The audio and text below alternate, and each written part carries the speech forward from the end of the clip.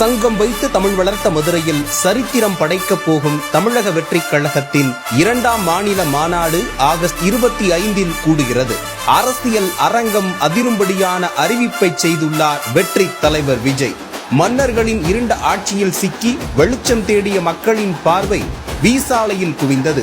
தாவேக்கவின் முதல் மாநில மாநாடு ஏற்படுத்திய தாக்கத்தில் இருந்தே அரசியல் எதிரிகள் மீளாத நிலையில் 2வது மாபெரும் மாநில மாநாட்டை மதுரை தூத்துக்குடி நெடுஞ்சாலையில் அமைந்துள்ள ஆவியூர் அருகில் ஆகஸ்ட் 25ஆம் தேதி திங்கட்கிழமை நடைபெறும் என்று தலைவர் விஜய் அறிவித்துள்ளார். மாநாட்டின் வெற்றியின் தொடக்கமாக பொதுச் செயலாளர் ஆனந்த் அவர்களால் பந்தல் காலும் நடப்பட்டது. மதுரை மண்ணில் தாவேக்கா நடத்தப் போகும் மாநாடு தமிழ்நாடு அரசியலின் தலையெழுத்தை மாற்றியமைக்கும்.